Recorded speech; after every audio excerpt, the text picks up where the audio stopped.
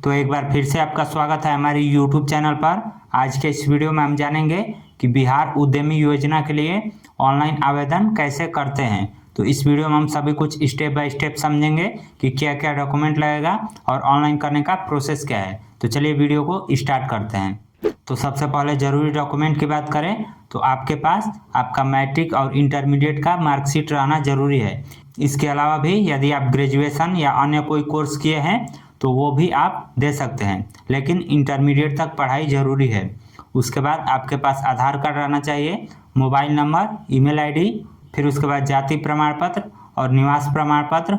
उसके बाद अपना सिग्नेचर अपलोड करना है और फिर आपका जो फोटो है वो लाइव खींचा जाएगा। तो चलिए कंप्यूटर स्क्रीन पर आगे का प्रोसेस देखते हैं कि कैसे फॉर्म को भरना है। तो इसके लिए सबसे पहले आपको हमारे वेबसाइट पर आना है और फिर इस आर्टिकल को ओपन करना है। इस आर्टिकल में हमने बिहार उद्यमी योजना के बारे में सब कुछ जानकारी दिया है। इसमें 10 लाख रुपए का लोन मिलता है और जो 50% अमाउंट है वो माफ़ हो जाता है और शेष बचे हुए 5 लाख पर 1% का ब्याज लगता है, वो भी केवल युवा उद्यमी योजना के लिए। बाकी SC ST EBC और महिलाओं के लिए यह जो ब्याज है वो 0% है। तो यहाँ पर इसके बारे में सभी कुछ जानकारी दिया गया है, आप इस आर्टिकल को भी पढ़ सकते हैं। अब उसके बाद नीचे स्क्रॉल करेंगे तो आपको नया पंजीकरण करने का जो लिंक है वो मिल जाएगा। तो आपको इस पर क्लिक करना है। क्लिक करते ही कुछ इस प्रकार का पेज खुलेगा जहाँ पर आपको सबसे पहले अपना डिटेल्स भरना है। तो इसमें आपको सबसे पहले अपना फर्स्ट नेम लिखना है और फिर यहाँ पर लास्ट नेम। तो जैसे कि हमने अपना नाम लिख दिया, फिर उसके बाद यहाँ पर अपना ईमेल आईडी लिखना है। उसके बाद यहाँ पर पूछ रहा है क्या यह आपका नया व्यवसाय है, तो आपको यस पर क्लिक करना है। यदि आप नो पर क्लिक करेंगे तो यहाँ पर आपका रजिस्ट्रेशन नहीं होगा, इसलिए आपको यस सेलेक्ट करना है। उसके बाद यहाँ पर आपको अपना जेंडर सेलेक्ट करना है, आप मेल या फीमेल जो भी है अपना जेंडर सेलेक्ट कर लीजिए। फिर उसके बाद यहाँ पर अपना मोबाइल नंबर इंटर करना है। मोबाइल नंबर जो है वो आपके आधार से लिंक होना चाहिए, नहीं तो जो OTP होगा वो प्राप्त नहीं होगा, इसलिए आपको आधार से लिंक मोबाइल नंबर ही यहाँ पर डालना है। फिर उसके बाद आधार का प्रकार, जिसमें आधार नंबर ऑलरेडी सिलेक्ट रहेगा तो यहाँ पर अपना आधार नंबर इंटर कर देना है। फिर उसके बाद मतदाता प्रमाण पत्र संख्या, तो इसको आप खाली भी छोड़ सकते हैं, इसमें स्टार मार्क नहीं लगा है तो इसलिए हम इसको खाली छोड़ देते हैं। यदि आपके पास वोटर ID कार्ड है तो आप यहाँ पर उसका EPIC नंबर डाल सकते हैं। फिर उसके बाद आवेदन का प्रकार, तो आवेदन के प्रकार में आपको इतना सारा ऑप्शन मिल जाता है। तो यदि आप SC ST हैं तो ये वाला ऑप्शन सेलेक्ट कीजिए, वहीं यदि आप EBC कैटेगरी से बिलोंग करते हैं तो ये सेलेक्ट कीजिए, वहीं यदि आप महिला उद्यमी हैं तो महिला उद्यमी सेलेक्ट कीजिए, वहीं यदि आप युवा उद्यमी हैं तो युवा उद्यमी सेलेक्ट कीजिए। लेकिन युवा उद्यमी सेलेक्ट करेंगे तो इसमें आप केवल BC2 कैटेगरी या फिर जनरल कैटेगरी के हैं तभी इसको सेलेक्ट कर सकते हैं, नहीं तो बाकी सब के लिए यहाँ पर अलग से कैटेगरी दिया गया है। यानी कि EBC के लिए ये अलग है, SC ST के लिए ये अलग है, वहीं BC2 और जनरल के लिए ये युवा उद्यमी के ऑप्शन जो है वो दिया गया है। फिर उसके बाद यदि अल्पसंख्यक है तो अल्पसंख्यक, नहीं तो यदि आप दिव्यांग है तो दिव्यांग सेलेक्ट कीजिए। तो हम यहाँ पर युवा उद्यमी सेलेक्ट करते हैं। अब युवा उद्यमी सेलेक्ट करने के बाद यहाँ पर ओके पर क्लिक करते हैं। फिर उसके बाद पासवर्ड डालना है, तो आपको कम से कम 8 अक्षर का पासवर्ड डालना है। पासवर्ड आप एग्जाम्पल के लिए देख सकते हैं, आप कुछ इस प्रकार से पासवर्ड डाल सकते हैं, राम3432 यानी कि आपको नाम डालना है, स्पेशल कैरेक्टर और डिजिट तीनों को मिलाकर कम से कम 8 अंक का जो पासवर्ड है वो बना लेना है। फिर उसके बाद सेम पासवर्ड आपको यहाँ पर दोबारा डालना है। फिर उसके बाद इस पर टिक करना है और फिर OTP प्राप्त करे पर क्लिक करना है। अब OTP प्राप्त करे पर जैसे ही क्लिक करेंगे तो यहाँ पर कुछ मैसेज आएगा, आपका मोबाइल नंबर शो करेगा और आवेदन के प्रकार में जो आप कैटेगरी सेलेक्ट किए रहेंगे वो भी यहाँ पर देगा। तो चूंकि हमने युवा उद्यमी सेलेक्ट किया है इसलिए यहाँ पर युवा वाला ऑप्शन दे रहा है, तो यहाँ पर आपको ओके पर क्लिक करना है। अब OTP प्राप्त करे पर क्लिक करते ही हमारे नंबर पर OTP कोड गया है, तो वो OTP कोड हम यहाँ पर डालेंगे और फिर सत्यापित करे पर क्लिक करेंगे। अब जैसे कि आप देख सकते हैं हमने OTP कोड डाल लिया है। अब सत्यापित करे पर क्लिक करते हैं। क्लिक करते ही OTP वेरीफाई हो चुका है। अब हमें दोबारा लॉगिन करना है, तो लॉगिन करने के लिए सेम मोबाइल नंबर डालना है जिससे कि अभी आपने रजिस्ट्रेशन किया है। फिर आपको पासवर्ड डालना है, तो पासवर्ड आपने जो भी बनाया है वो पासवर्ड डाल लीजिए और फिर अंतिम में लॉगिन पर क्लिक कीजिए। अब लॉगिन पर क्लिक करते ही इस प्रकार का डैशबोर्ड खुल गया है, जहाँ पर आपको अपना सभी डिटेल्स भरना है। तो सबसे पहले यहाँ पर हमारा नाम ऑटोमेटिक आ गया है, उसके बाद जेंडर भी ऑटोमेटिक आ गया है, फिर उसके बाद यहाँ पर अपना डेट ऑफ बर्थ डालना है। इस पर क्लिक करेंगे तो इस प्रकार से डेट ऑफ बर्थ सेलेक्ट करने का ऑप्शन आ जाएगा, जहाँ से आप अपना डेट ऑफ बर्थ सेलेक्ट कर सकते हैं। फिर उसके बाद यहाँ पर आपको अपने पिताजी का नाम डालना है, पिता या माता या अभिभावक जो भी है उनका नाम आप डाल सकते हैं। फिर उसके बाद आवेदनकर्ता का अभिभावक से संबंध, तो यदि आप अपने पिता का नाम यहाँ पर डाले हैं तो पिता सेलेक्ट कीजिए, या फिर माता जी का नाम डाले हैं तो माता सेलेक्ट कीजिए। आपको अपने अनुसार सेलेक्ट करना है। वहीं यदि आप किसी लेडीज कैंडिडेट का फॉर्म भर रहे हैं और यहाँ पर उनके पति का नाम डाले हैं तो पति सेलेक्ट कीजिए। तो इस तरह से आपको अपने अनुसार सेलेक्ट करना है। फिर उसके बाद यहाँ पर ऑप्शन है क्या आप दिव्यांग है, तो यदि आप दिव्यांग हैं तो यस सेलेक्ट कीजिए, नहीं तो नो सेलेक्ट कीजिए। फिर उसके बाद आवेदनकर्ता का अस्थायी पता, तो अस्थायी पता में यहाँ पर आपको अपना विलेज का नाम और पोस्ट का नाम दोनों को एक साथ डालना है। फिर उसके बाद यहाँ पर अपने गांव का नाम डालना है, फिर यहाँ पर पंचायत का नाम, फिर उसके बाद यहाँ पर अपने थाना का नाम डालना है। उसके बाद यहाँ से अपना ब्लॉक सेलेक्ट करना है। तो ब्लॉक सेलेक्ट करने से पहले आपको अपना डिस्ट्रिक्ट सेलेक्ट करना होगा, तभी यहाँ पर ब्लॉक सेलेक्ट करने का ऑप्शन आएगा। फिर उसके बाद यहाँ पर पिन कोड डालना है। अब पिन कोड डालने के बाद यहाँ से कैटेगरी सिलेक्ट करना है। तो चूंकि हमने रजिस्ट्रेशन करते वक्त युवा उद्यमी सिलेक्ट किया है, इसलिए यहाँ पर कैटेगरी में केवल BC2 और जनरल ही आ रहा है। आप जो भी कैटेगरी रजिस्ट्रेशन करते वक्त सिलेक्ट करेंगे उसके अनुसार यहाँ पर आएगा। तो हम यहाँ पर BC2 सिलेक्ट करते हैं। अब BC2 सिलेक्ट करने के बाद यहाँ पर BC2 में जितना भी जाति है सभी का लिस्ट यहाँ पर आ गया है। तो हम यहाँ से अपना जाति सिलेक्ट कर लेते हैं। अब जाति सिलेक्ट करने के बाद एक बार अपना सारा डिटेल्स मिला लेना है और अंतिम में सेव पर क्लिक करना है। अब सेव पर क्लिक करते ही शैक्षणिक विवरण यानी कि एजुकेशनल डिटेल्स यहाँ पर ऐड करना है। तो इसके लिए शैक्षणिक विवरण जोड़े पर क्लिक करना है। अब जैसे ही क्लिक करेंगे तो यहाँ पर साइड में ही कुछ इस प्रकार से ऑप्शन आएगा, जहाँ पर आपको अपने एजुकेशनल डिटेल्स को इंटर करना है। तो सबसे पहले वर्ग आ रहा है, तो वर्ग में आपको सबसे पहले अपने 10th का डिटेल्स ऐड करना है। तो 10th लिखेंगे। फिर उसके बाद बोर्ड का नाम, तो चूँकि हमारा बिहार बोर्ड है तो हम यहाँ पर BSEB पटना इस तरह से लिख दिए। आप पूरा भी लिख सकते हैं, Bihar school examination board Patna. उसके बाद बोर्ड या संस्था का रोल नंबर, तो आपको अपने मैट्रिक का रोल नंबर लिखना है जो कि आपके मार्कशीट पर मिल जाएगा।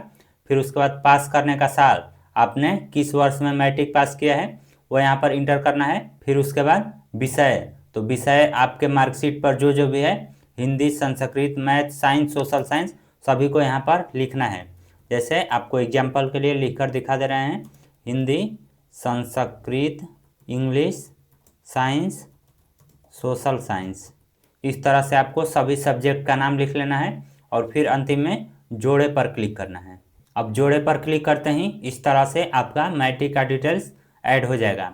फिर आपको इंटरमीडिएट का डिटेल्स सेम तरीके से यहाँ पर ऐड करना है। तो फिर आपको दोबारा शैक्षणिक विवरण जोड़े पर क्लिक करना है। जैसे ही क्लिक करेंगे तो फिर सेम ऑप्शन आएगा। तो फिर आपको यहाँ पर वर्ग में 10th की जगह 12th लिखना है। फिर बोर्ड या संस्था के नाम में BSEB पटना, यदि आप किसी दूसरे बोर्ड से पास हैं, यूपी बोर्ड या किसी अन्य स्टेट से, तो वहाँ पर उसका नाम लिख सकते हैं। फिर उसके बाद बोर्ड या संस्था का रोल नंबर, तो यहाँ पर अपना इंटरमीडिएट का रोल नंबर लिखना है। फिर पास करने का साल, फिर विषय, तो विषय में आपके इंटरमीडिएट मार्कशीट पर जो भी सब्जेक्ट है सेम तरीके से आपको यहाँ पर लिख देना है और फिर अंतिम में जोड़े पर क्लिक करना है। इसी तरह यदि आपके पास 10th और 12th के अलावा अन्य कोई डिग्री है, जैसे ग्रेजुएशन या फिर डिप्लोमा या कोई अन्य डिग्री है, तो आप यहाँ पर सेम तरीके से ऐड कर सकते हैं। तो चूंकि हमारे पास अभी 10th और 12th का ही डिटेल्स है, तो हम यहाँ पर केवल 10th और 12th का डिटेल्स ऐड करते हैं। तो अब यहाँ पर जैसे कि आप देख सकते हैं हमने 10th और 12th दोनों का डिटेल्स ऐड कर लिया है। तो फिर अब हमें परियोजना का विवरण, जो तीसरा ऑप्शन दिया गया है यहाँ पर, इस पर क्लिक करना है। अब क्लिक करते ही इस प्रकार से परियोजना सिलेक्ट करने का ऑप्शन आ जाएगा कि आप किस बिजनेस के लिए यह आवेदन ऑनलाइन करना चाहते हैं। तो यहाँ पर आप क्लिक करेंगे तो इसमें से इतना सारा लिस्ट आ जाएगा। तो आपको जो भी बिजनेस करना है वो यहाँ पर सेलेक्ट करना है। अब हम यहाँ पर फ्लैक्स प्रिंटिंग सेलेक्ट किए हैं, तो फ्लैक्स प्रिंटिंग सेलेक्ट करते ही हमारे डिस्ट्रिक्ट में जितने भी लोगों को फ्लैक्स प्रिंटिंग का पहले से इस योजना का लाभ मिला होगा उसका लिस्ट यहाँ पर शो कर देगा। तो अभी इस साइट में प्रॉब्लम क्या है कि कोई भी बिजनेस हम सेलेक्ट कर रहे हैं तो उसमें उद्यमियों की संख्या दोनों यहाँ पर 0 शो कर रहा है। तो इससे कोई प्रॉब्लम नहीं है, आपको अपना बिजनेस सेलेक्ट करना है।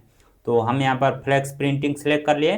फिर उसके बाद यहाँ पर कन्फर्मेशन पूछ रहा है कि क्या आप उपरोक्त परियोजना हेतु ही आवेदन करना चाहते हैं।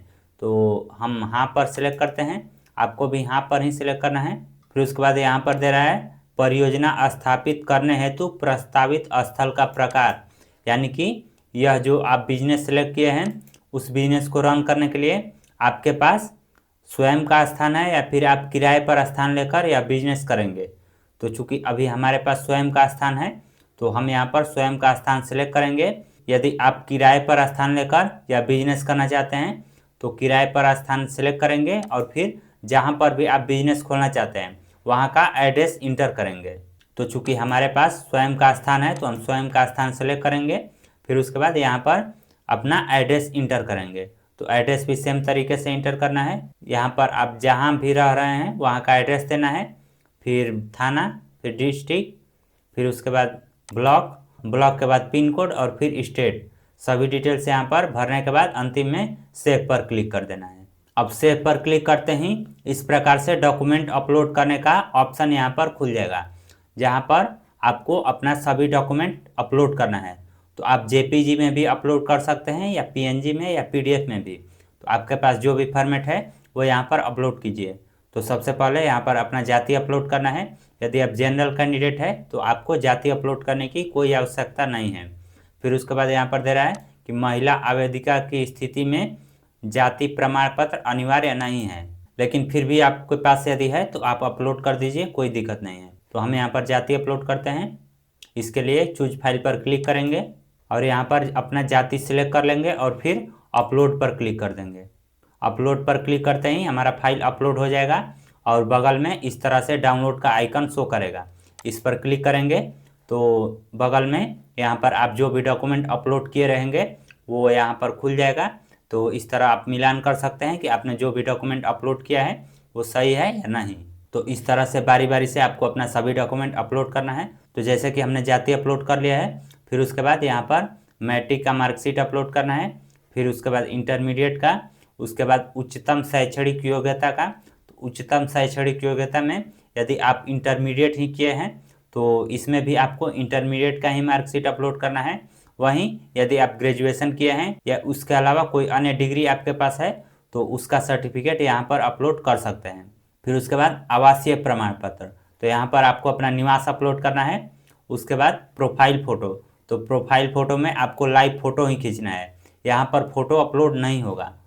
फिर उसके बाद हस्ताक्षर की फ़ोटो में अपना सिग्नेचर अपलोड करना है। अब लाइव फ़ोटो खींचने के लिए स्टार्ट कैमरा पर क्लिक करेंगे। फिर उसके बाद यहाँ पर परमिशंस मांगेगा तो इसको अलाउ करेंगे। अब हमारा लाइव फ़ोटो भी यहाँ पर अपलोड हो चुका है, इस पर हम क्लिक करते हैं तो आप देख सकते हैं हमने अभी अपना लाइव फ़ोटो यहाँ पर क्लिक किया है। तो इस तरह से आपको लाइव फ़ोटो भी खींच लेना है। अब सभी डॉक्यूमेंट हमारा अपलोड हो चुका है तो अंतिम में सबमिट करेंगे। तो सबमिट करने के लिए सबमिट पर क्लिक करेंगे।